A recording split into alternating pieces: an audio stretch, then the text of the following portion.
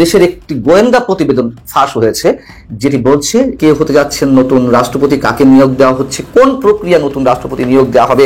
বাংলাদেশে একজনের সর্বোচ্চ সাজা দেওয়া হয়েছে, খুশি আলহামদুলিল্লাহ পড়তে হচ্ছে যে একজনকে দুনিয়া থেকে বিদায় করে দেওয়ার রায় হয়ে গেছে, আলহামদুলিল্লাহ পড়তে হচ্ছে। আপনারা কমেন্ট বক্স হয়তো লিখবেন বাংলাদেশের সর্বোচ্চ সাজা দেওয়া হয়েছে, রায় দেওয়া হয়েছে, মানে এটা বাংলাদেশের রেকর্ড।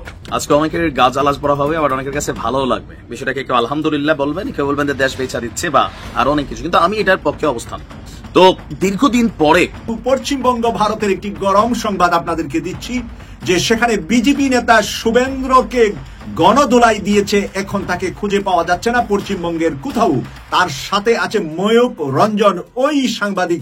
সেই ময়ূক রঞ্জনকে কলকাতায় মানুষের গণধোলাইয়ের পরে তাকে এখন খুঁজে পাওয়া যাচ্ছে না।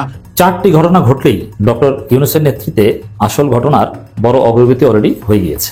চমৎকার কিছু সুখবর আমরা পাচ্ছি, সবচাইতে ভালো কিছু হতে যাচ্ছে। 1000, 2000, 5000, 10,000 না 90,000 কোটি টাকা ইউনূস সরকার পাচার করে ফেলাইছে। কথাটা কিন্তু যে কোনো লোক বলে নাই, যে কোনো আলতু ফালতু লোক বলে নাই। কথাটা বলছেন মির্জা আব্বাস সাহেব, শুনাইলাম আপনাদেরকে। কোনো দায়িত্বশীল লোক এই ধরনের কথা বলে নাই। মাহবুব সাহেব, ওই বোতলের রাজনীতি বাদ দেন, তাড়াতাড়ি জুলাই গণ অভ্যুত্থানের বিচারটা শেষ করেন। আর কোন সংস্কার দরকার নাই। যদি না পারেন গদি ছাইরা জুলাই গণ অভ্যুত্থানের মঞ্চে চলে আসেন। আসসালামু আলাইকুম দর্শক, বর্তমান সময়ের রাজনৈতিক পরিস্থিতি বা প্রেক্ষাপটকে বিশ্লেষণ করে আপনাদের সামনে বেশ কিছু গুরুত্বপূর্ণ ভিডিও ফুটেজ নিয়ে হাজির হয়েছি। এমনকি দর্শক, আমি আশা করছি আপনারা সেটা ভিডিও শুরুটা দেখেই বুঝতে পেরেছেন। তাই বলবো দর্শক, যারা ভিডিওটি অন করেছেন তারা অবশ্যই নিউজটি না টেনে সম্পূর্ণ মনোযোগ সহকারে দেখবেন, তাহলে এই মূল বিষয়গুলো বা আসল তথ্যগুলো জানতে বা বুঝতে পারবেন।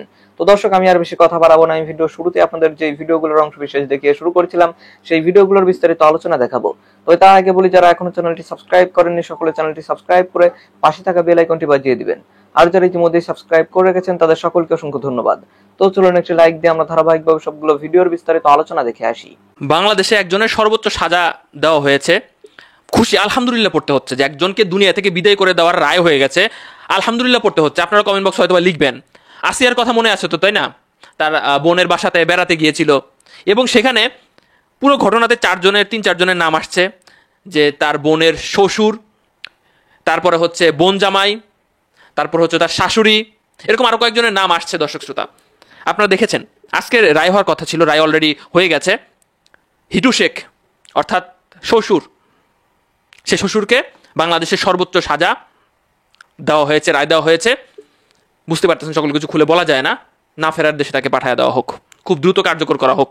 এখন রাষ্ট্রপতির কাছে ক্ষমা চাওয়ার ব্যাপার আছে, হয়তোবা বিভিন্ন প্রটোকল আছে। মানে এটা বাংলাদেশের রেকর্ড যে ভাই মাত্র 2 মাস 11 দিন, তদন্ত হইতে একটু সময় লাগছে, হয়তো বা 1 মাসের মতো লাগার কথা, মাত্র 11 দিন। 11 দিনের মূল হচ্ছে 11 দিন, বিচার কার্য মনে হয় মূল 11 কার্য দিবসের কথা বলতেছে। রায় কমপ্লিট হয়েছে এবং সে নিজে স্বীকার করছে। স্বীকার না করে উপায় নাই ভাই, বিভিন্ন রিপোর্টে প্রমাণিত হয়ে গেছে। পশ্চিমবঙ্গ ভারতের একটি গরম সংবাদ আপনাদেরকে দিচ্ছি যে সেখানে বিজেপি নেতা শুভেন্দ্রকে গণদোলাই দিয়েছে, এখন তাকে খুঁজে পাওয়া যাচ্ছে না পশ্চিমবঙ্গের কোথাও। তার সাথে আছে ময়ূক রঞ্জন, ওই সাংবাদিক, যেই সাংবাদিক নাকি পাকিস্তানের সাথে ভারতের যুদ্ধ বাজানোর জন্য সবচেয়ে বেশি বাংলা ভাষায় সাংবাদিকতায় বেশি উত্তপ্ত করেছে এবং মিথ্যা প্রপাগান্ডা ছড়িয়েছে। সেই ময়ূক রঞ্জনকে কলকাতায় মানুষের গণধোলাইয়ের পরে তাকে এখন খুঁজে পাওয়া যাচ্ছে না কলকাতায়। এই দুজনকেই এখন ভারত ছাড়া করার জন্য ভারতবাসী প্রস্তুত এবং তারা মনে করছে যে পশ্চিমবঙ্গের সাথে বাংলাদেশের যে খারাপ সম্পর্ক হয়েছে, বাংলাদেশ থেকে যারা পশ্চিমবঙ্গে চিকিৎসার জন্য যেতেন তারা সেখানে বলেছেন যে তারা যেন ভারতে না গিয়ে পাকিস্তানে গিয়ে চিকিৎসা করেন। অপরদিকে ভারতের চিকিৎসায় মানুষ না যাওয়ার কারণে ভারতের বিভিন্ন ব্যবসা বাণিজ্য সবকিছু গুটিয়ে মানুষ এখন না খেয়ে মারা যাচ্ছে পশ্চিমবঙ্গে। যার ছিল হোটেল ব্যবসা তার হোটেল ব্যবসা নেই, যার হসপিটালে বিভিন্ন কার্যক্রম ছিল তাদেরও সেখানে কার্যক্রম নেই, পর্যটনদের গাড়ি চলছে না, পর্যটন না পেয়ে রেস্টুরেন্ট গুলাতে খাবার বিক্রি হচ্ছে না বাংলাদেশি না যাওয়ার কারণে। পাশাপাশি পশ্চিমবঙ্গের এবারের রমজানে তারা দেখতে পেয়েছে যে তাদের কত বড় দোষ নেমেছে, তাদের রমজানের ঈদের বিজনেস পুরাটাই দপস করেছে বাংলাদেশিরা না যাওয়ার কারণে। বাংলাদেশিরা বাংলাদেশি এবার ঈদের বাজার করেছে, তারা পশ্চিমবঙ্গ গিয়ে বাজার করেন নাই। আর এই কারণেই শুভেন্দ্রকে আর ময়ূর রঞ্জনকে দায়ী করছে পশ্চিমবঙ্গের হিন্দু ধর্মের সাধারণ মানুষেরা। পাশাপাশি সেখানে বিজেপি নেতারা খেপে উঠেছে বিজেপির বিরুদ্ধে। বিজেপির বিরুদ্ধে পশ্চিমবঙ্গে এবার গণদোলাই দিচ্ছে বিজেপি নেতাদেরকে, এবং ভারতের বিভিন্ন জায়গায় খেপে উঠছে এখন বিজেপি নেতারা বিজেপির বিরুদ্ধে। এটাই কি তাহলে এই নরেন্দ্র মোদীর নরপশুর শেষ সময়কাল কিনা? এই 25 সালে তাকে বিদায় নিতে হবে কিনা, এই নিয়ে আলোচনা চলছে ভারতের সকল মিডিয়ায়। পশ্চিমবঙ্গ থেকে শুরু করে ভারতের বিভিন্ন জায়গায় এখন নরেন্দ্র মোদীর প্রতিনিধিরা ভারতীয়দের হাতে এবং বিজেপির হাতেই তারা লাঞ্ছিত হচ্ছে। বিভিন্ন জায়গায় মুসলমানদেরকে হত্যা খুনের কথা বলে ভারতকে যে উত্তপ্ত করছে, ভারতকে যে এক ঘরে করে ফেলেছে, ভারতের আশেপাশে যে কোনো দেশ ভারতের বন্ধু নাই তারা বুঝতে পেরেছে। এবং সাধারণ মানুষের কথা আমি এর আগেও বলেছি যে সাধারণ মানুষের বিরুদ্ধে আমাদের কোনো কথা নাই, আমাদের সব কথা হলো ভারতের নরেন্দ্র মোদী এবং উগ্রবাদী বিজেপির বিরুদ্ধে। ভারতের নরেন্দ্র মোদী আর উগ্রবাদী বিজেপি যেভাবে ভারতটাকে সারা পৃথিবীর ভিতরে একটি নোংরা রাজনীতিবিদ হিসাবে সে কিন্তু অলরেডি পরিচিতি অর্জন করেছে। ভারত থেকে অ্যাপেলের সকল কার্যক্রম ফ্যাক্টরি বন্ধ করে দিতে অ্যাপেলকে নির্দেশনা দিয়েছে আমেরিকার প্রেসিডেন্ট ডোনাল্ড ট্রাম্প। এতে করে কি হবে? কত লক্ষ মানুষের কর্মসংস্থান, কত মিলিয়ন ডলার লস করবে প্রতি বছর ভারত, এই বিষয়টা আমরা সকলেই বুঝি। তাই ভারত ব্যবসা বাণিজ্য পশ্চিমা বিশ্ব থেকে একগরে হয়ে যাচ্ছে। ভারতের অর্থনৈতিক অবস্থা আগামী দিনগুলোতে কি হবে ভারতবাসী বুঝতে পেরেছে, কিন্তু নরেন্দ্র মোদী বুঝে শুনে যে পাকিস্তানের সাথে লড়তে গিয়ে বিশাল পরাজিত হয়েছে। গতকাল পাকিস্তান আবার দাবি করেছে তারা আরো একটি প্লেন তারা ভূপাতিত করেছে। টোটাল 60টি যুদ্ধ বিমান পাকিস্তান ধ্বংস করেছে। ভারতের 60টি যুদ্ধ বিমান ধ্বংসের সংবাদ যখন ভারতবাসীর কাছে, ভারতের জনগণের কাছে গেছে, এখন নরেন্দ্র মোদীকে তুলোধুনু করছে ভারতের জনগণ। আজকে অনেকের গাছ আলাস পড়া হবে, আবার অনেকের কাছে ভালো লাগবে বিষয়টাকে। কেউ আলহামদুলিল্লাহ বলবেন, কেউ বলবেন যে দেশ বেচা দিচ্ছে বা আর অনেক কিছু। কিন্তু আমি এটার পক্ষে অবস্থান। কেন অবস্থান দেখেন, তবে ভেতরের অনুভূতিটা ওই জায়গায় থাকা উচিত যে অমুকের শিক্ষা দেওয়ার জন্য তমুকের সাথে ভালো সম্পর্ক, এটা না। এটা হলে কি হবে, যার শিক্ষার জন্য দিচ্ছি সে যখন বাটে পাবে আমারও দেবে, তাকেও দেবে। কি বাস, এটা যদি এই লুকো হয় সেই লুকো হয়। আমার অবস্থান হইতে হবে আমার প্রয়োজন, আমার প্রয়োজনে। দেখেন পাকিস্তানের সাথে লড়াই হয়েছে, পাকিস্তান থেকে আমরা স্বাধীনতা অর্জন করেছি, কিন্তু আজকের দিনে এসে ব্যবসা বাণিজ্য সহ বিভিন্ন ইস্যুতে পৃথিবী অনেকটা গ্লোবালাইজেশনের যুগে আসা আপনি একটা সিস্টেমের মধ্যে আছেন। এই সিস্টেমে আপনার রাষ্ট্রের উন্নতির জন্য আপনাকে নানান পদক্ষেপ নিতে হবে, অর্থনীতিকে চাঙ্গা করার জন্য, ব্যবসা বাণিজ্যকে ওয়ার্ল্ড ওয়াইড ছড়িয়ে দেওয়ার জন্য। তো দীর্ঘদিন পরে ভারতের বিপরীতে পাকিস্তানের সাথে সুসম্পর্ক তৈরি হচ্ছে। তবে আমাদের বর্তমান সরকারের এই সুসম্পর্ক তৈরির পিছনে শতভাগই দেশপ্রেম নাকি ভারতকে শিক্ষা দেওয়া, এটা নিয়ে একটা আপনি দ্বিমত পোষণ করতেই পারেন।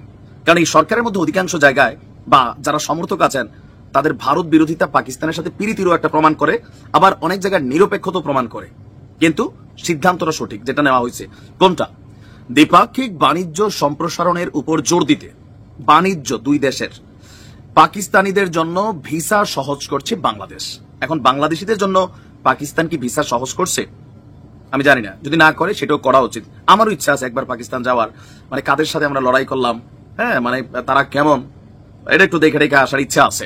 আচ্ছা, এর অংশ হিসেবে ভিসা নিয়ম শিথিল সহ এই ভিসা চালু করা হবে বলে জানিয়েছেন পাকিস্তানে নিযুক্ত বাংলাদেশের হাই কমিশনার মোহাম্মদ ইকবাল হোসেন। গতকালকে এক প্রতিবেদনে এই খবর জানিয়েছে পাকিস্তানের গণমাধ্যম এক্সপ্রেস ট্রিবিউন। প্রতিবেদনে বলা হয়েছে বাংলাদেশের হাই কমিশনার মোহাম্মদ ইকবাল হোসেন বলছেন যে দুই দেশের বাণিজ্য এবং সংস্কৃতিকে বিনিময়কে উৎসাহিত করার জন্য বাংলাদেশ সম্প্রতি পাকিস্তানি নাগরিকদের জন্য ভিসা সহজ করার সিদ্ধান্ত নিয়েছে। Lahore chamber of commerce and ইন্ডাস্ট্রিতে তিনি গিয়েছিলেন, বলছেন যে অদূর ভবিষ্যতে পাকিস্তানি নাগরিকদের জন্য একটি ই ভিসা সুবিধা চালু করার জন্য কাজ চলছে। নতুন নতুন সুযোগ অন্বেষণ, দুই দেশের মধ্যে গভীর বাণিজ্য সম্পর্ক, নিয়মিত ব্যবসায়িক প্রতিনিধিদের মধ্যে বৈঠক, অর্থনৈতিক সম্পর্ক সম্প্রসারণ, এই সকল বিষয় নিয়ে আপনার এখানে দুই দেশের জনগণ যদি সহজে যাতায়াত করতে পারে তাহলে দুই দেশেরই ফায়দা হবে। যেমন পাকিস্তান বাংলাদেশ থেকে অনেক কিছু নেয়, বাংলাদেশ আবার পাকিস্তান থেকে নারকেল, কয়লা, চামড়া, মাংস, চাল, চিনি, মাছ, অনেক কিছু। এখানে ব্যবসা বাণিজ্যের খাত আছে, টেকনোলজি আছে, শিল্প কারখানার অনেক জিনিস আছে। পাকিস্তানের অনেক জিনিস খুবই ভালো কোয়ালিটিপূর্ণ। আর বলা হচ্ছে যে আপনার বাণিজ্য সংযোগ বৃদ্ধির জন্য দুই দেশের মধ্যে সরাসরি বিমান এবং শিপিং রুটও চালুর কথা বিবেচনা করা হচ্ছে। অলরেডি মাঝে মাঝে আসে, বাট সরকারিভাবে ওইভাবে উদ্যোগ নেওয়া এখনো কিছু ওইভাবে করা হয়নি। তো তার মানে কি ভারতের সাথে রাখতাম না? ভারতের সাথে আপনি ব্যবসা করতে হবে, পাকিস্তানের সাথে করতে হবে, সব দেশের সাথে আমাদের ব্যবসা বাণিজ্য রাখতে হবে, ইউরোপ আমেরিকাতেও করতে হবে। ওই এরে ভাল লাগে না হেরে সাইজ করার জন্য সেদিকে যাবো, আবার ওর সাথে পিরিতি ঠিক হলে আরেক গ্রুপ হয় সেদিকে যাবো। নো, বাংলাদেশের স্বার্থ যেদিকে, দুই দিকে হলে দুই দিকে যাইতে হবে। একদিকে যাওয়া মানে হচ্ছে কি আমি কোনো পক্ষ অবলম্বন করা। আমরা ভারতে ঘুরতে যেতে চাই, পাকিস্তানে ঘুরতে যেতে চাই, ভারতের লোক বাংলাদেশে আসুক, পাকিস্তানের লোক আসুক, এটা আলাদা। জনগণ টু জনগণের হিসাব আলাদা, এটা খারাপ না আমার মনে হয়। জুলাই আগস্ট বিপ্লবের মধ্য দিয়ে বাংলাদেশ থেকে পালিয়ে যাওয়া আওয়ামী লীগের নেতাকর্মীরা ভারতে আশ্রয় নিয়েছেন। অধিকাংশই আশ্রয়দাতা অবৈধভাবে ভারতে প্রবেশ করেছেন। এর মধ্যে ভারতের যেই উত্তেজনা, বাংলাদেশ নিয়ে ভারতের যে সম্পর্কের টানাপোড়েন, সেই বিষয়গুলো আমরা দেখছি। হঠাৎ করে ভারত সরকারের পক্ষ থেকে ভারতে অবৈধভাবে থাকা বাংলাদেশিদের গ্রেপ্তার এবং বাংলাদেশে পুশ ব্যাক করার চেষ্টা তারা করছেন। তো সেই পুশ ব্যাকের মধ্য দিয়ে ভারতে যে বিগত আওয়ামী ফেসিবাদের যে দোসররা আশ্রয় নিয়েছেন বা সেই জায়গায় তারা নিরাপদে থাকার যে একটি বন্দোবস্ত তারা করার চেষ্টা করেছেন, সেই জায়গা থেকে এই আওয়ামী নেতারা বিপদে পড়তে যাচ্ছেন বলে অনেকে মনে করছেন। বাংলাদেশ থেকে চুরি করে অর্থবিত্ত অনেকেই ভারতে নিয়ে গিয়েছেন, ভারতে অনেকে দোকান কিনেছেন, গ্যাস স্টেশন কিনেছেন, নানা ব্যবসা বাণিজ্য করার চেষ্টা ভাবনা করছেন, সেই জায়গায় আরামায়েশে থাকার চেষ্টা করছেন। দেখুন, ইতিহাস থেকে আওয়ামী লীগ কখনো শিক্ষা নেয় না। ভারতে আওয়ামী লীগের নেতারা যে বিশাল পরিমাণ টাকা পয়সা তারা পাচার করে নিয়ে গিয়েছেন, সেই পাচারকৃত অর্থ তারা ভোগ করে যাবেন সেরকম আসলে আপাতত দৃষ্টিতে মনে হচ্ছে না। আমরা বেশ কিছুদিন যাবতই দেখছি যে ভারতে আশ্রয় নেওয়া আওয়ামী লীগের নেতারা যে ভারতে ব্যাপকভাবে যে চাপে পড়ছেন সেটা দেখছি। কারণ ভারতে এই যে ভারত পাকিস্তান যুদ্ধ এবং বাংলাদেশের সাথে ভারতের যে টানাপোড়েনের সম্পর্ক, একটা সময় ভারতে আশ্রয় নিয়ে আওয়ামী লীগের নেতারা হয়তো মনে করেছিলেন যে আমরা একটা নিরাপদ আশ্রয়ে চলে এসেছি। ভারতও তাদেরকে ভারতে ঢুকতে সাহায্য করেছেন। এই সংখ্যাটি কিন্তু কম না, প্রায় 1 লক্ষেরও অধিক আওয়ামী দোসর ভারতে পালিয়ে আশ্রয় নিয়েছেন। এখন এই সেই আশ্রয়িত আওয়ামী লীগ নেতাদের যদি এখন ধরে ধরে আবার বাংলাদেশে পুশব্যাক করার চেষ্টা করেন বা বাংলাদেশে না পারলে কি করবেন, তারা জেলে নিয়ে যাবেন। তো জেলে নিয়ে গিয়েও তো তাদেরকে খাওয়াতে হবে। তো তার চেয়ে ভালো হচ্ছে কি এই আওয়ামী লীগ নেতাদের গ্রেপ্তার করে বাংলাদেশ সরকারের হাতে হস্তান্তর করা। এই হস্তান্তর করার মধ্য দিয়ে ভারত আসলে কি পাবে আর বাংলাদেশ অথবা কি পাবে? ভারত পাবে হচ্ছে এই নেতারা যে ভারতে অবৈধ যে সম্পদ নিয়ে গিয়েছেন, সেই সম্পদগুলো ভারতীয় সরকার বাজেয়াপ্ত করে ভারতের কোষাগারে সেই টাকাগুলো নিয়ে যাবেন। আর এই আওয়ামী নেতাদের হাতে মূলা ধরিয়ে দিয়ে বাংলাদেশে তাদেরকে পুশব্যাক করার চেষ্টা করছেন। এবং কি সামনের দিনগুলোতে হয়তো বাংলাদেশে যদি তারা পুশব্যাক না করতে পারেন, লিগ্যাল প্রসিডিউরের মধ্য দিয়ে তাদেরকে বাংলাদেশ সরকারের কাছে হস্তান্তর করবেন। তো এরকম একটি সময়ের মধ্য দিয়ে আওয়ামী লীগের পলাতক নেতারা যাচ্ছেন। তারা ভারতে গিয়ে যেই শান্তিতে থাকার যে চেষ্টা, সেটা বরঞ্চ উল্টো দিকে এখন অশান্তি এবং নিদ্রাহীন সময় তারা কাটাচ্ছেন। তার মধ্য দিয়ে এই যে বাংলাদেশের অর্থ ভারতে চলে গেলেন, ভারতীয় সরকারের হাতে চলে যাচ্ছেন, আর বাংলাদেশ পাচ্ছে কিছু চোর বদমাশকে রিটার্ন। এর মধ্য দিয়ে আওয়ামী লীগাররা দুটি হারাচ্ছেন, একদিকে অর্থ হারাচ্ছেন, আর একদিকে বাংলাদেশে থাকলেও যে তারা পালিয়ে টালিয়ে বিভিন্ন দলের সাথে লিয়াজু টিয়াজু করে কোনো রকম ভাবে তারা গা বাঁচিয়ে বা পিঠ বাঁচিয়ে থাকার যেই চেষ্টা, সেটা হয়তো বা করতে পারতেন। এখন সেটাও কিন্তু তাদের আর হচ্ছে না। তাদেরকে যদি লিগেলভাবে বাংলাদেশে পাঠাতে হয়, তাহলে তাদের পরিচয়, জীবন বৃত্তান্ত সব কিছু কিন্তু বাংলাদেশ সরকারের কাছে দিতে হবে। তো সেই সময় যদি তারা বলেন যে আমরা আওয়ামী লীগ করতাম, আওয়ামী লীগ করার কারণে জুলাই আগস্ট বিপ্লবের পর আমরা ভারতে পালিয়ে গিয়েছি, এখন আবার বাংলাদেশে আমরা আসছি বা বাংলাদেশে আমাদেরকে যাতে গ্রহণ করেন, তখন কিন্তু তাদের জায়গা হবে সরাসরি কারাগারে। তো সেটা কোনোভাবেই এই আওয়ামী লীগ পলাতক নেতাদের জন্য মঙ্গলজনক হবে না। বিএনপি নেতা ইঞ্জিনিয়ার ইশরাককে নিয়ে রাজনীতিতে তোলপাড়, জনগণের চরম ভোগান্তি। ইশরাক কি চান? ইশরাক কি মনে করেন যে বিএনপি করলে আর কোনোদিন নির্বাচনে জেতা যাবে না, যা খাওয়া এবার খেতে হবে? ইশরাক মেয়র হওয়ার জন্য কার্যত পাগল হয়ে গিয়েছেন। তার লোকজনের মাধ্যমে এই নগর ভবন ঘেরাও করান, আবার লং মার্চ করান। ঢাকায় একটা বিশৃঙ্খলা, পুলিশের ব্যারিকেড ভেঙে লং মার্চে দূরে যান। সরকার বলে আইনি জটিলতা আছে শপথ পড়াতে, আর বিএনপি বলে ষড়যন্ত্র। এই রকম একটা বিতর্কিত নির্বাচনের মেয়াদ উত্তীর্ণ হয়ে গিয়েছে। তার মেয়র হওয়ার জন্য এত সিরিয়াস কেন? এটা কারণটা কি? বরং এটা বিএনপিকে আরো বিতর্কিত করে, সেটা তো ডেফিনেটলি বুঝতে পারছে। তারপর কেন এত সিরিয়াস? এর অর্থ হতে পারে দর্শক, ইশরাক মনে করছেন যে আর কোনোদিন মনে হয় বিএনপির হয়ে নির্বাচন করলে জেতা যাবে না, অতএব এবার যদি মেয়র পদটা নিতে পারি আর সিস্টেম করে আইনের ফাঁক দিয়ে 5 বছর বা পরবর্তী নির্বাচন আগ পর্যন্ত টিকে যেতে পারে, তাহলে পরিচয় দিতে পারবো যে না আমি সাবেক মেয়র ঢাকা দক্ষিণ সিটি কর্পোরেশন। তাহলে এত সিরিয়াস অর্থ কোনো কথা না, এটা দৃষ্টিকটু। মানুষ তো এটা সিসি করছে যে এগুলো কি ভাই। আপনি হাসিনার আমলের নির্বাচন, যে নির্বাচনকে আপনারা অবৈধ বলছেন, অগ্রহণযোগ্য বলছেন, সেই নির্বাচনের আইনি ফাঁকফোকর ব্যবহার করে এবং কারচুপি করে, এখানে ইশরাক আইনি কারচুপি করেছে। নির্বাচন কমিশনকে বিএনপির ক্ষমতা প্রয়োগ করে ম্যানেজ করে তারপরে আপনি এখন মেয়র পদ দাবি করছেন। নির্বাচন কমিশন যদি আপিল করতো আপনার যে রায় হয়েছে মেয়র ঘোষণার তার বিরুদ্ধে, তাহলে আপনার মেয়র পদ টিকতো না। নির্বাচন কমিশন আপিল করেনি, বরং ইশরাকের চাপে তড়িঘড়ি করে গেজেট প্রকাশ করে দিয়েছে। তারপরে এনসিপির লোকজন যখন একটু নাড়াচাড়া দিয়েছে, তখন আবার সরকার শপথ পড়াতে গড়িমসি করছে। কেন এত সিরিয়াস হওয়ার কি দরকার? এটা তো বিএনপির মান সম্মানের একটা বিষয়। এর মানে ইশরাক হয়তো বুঝতে পারছেন যে তিনি আর কোনোদিন মেয়র হতে পারবেন না বা বিএনপির নির্বাচনে জিততে পারবেন না, কারণ আগামীর বাংলাদেশে, নতুন বাংলাদেশে বিএনপি খাওয়া নেই, মনে হচ্ছে এটাই। ঢাকা দক্ষিণ সিটি কর্পোরেশন মেয়র হিসেবে বিএনপি নেতা ইঞ্জিনিয়ার ইশরাক হোসেনকে দায়িত্ব বুঝিয়ে দেওয়ার দাবিতে লং মার্চ টু সচিবালয় কর্মসূচি ঘোষণা আগে করা হয়েছিল। সেই লক্ষ্যে ঢাকাবাসীর ব্যানারে নগর ভবনের সামনে স্লোগান মিছিল নিয়ে জড়ো হয়েছেন ইশরাকের অনুসারীরা। এরা কারা? এরা বিএনপির স্বেচ্ছাসেবক দল, যুবদল, বিএনপির নেতাকর্মী। তারা ব্যানার ব্যবহার করছে ঢাকাবাসী। এগুলো বুঝি না, এগুলো কেন?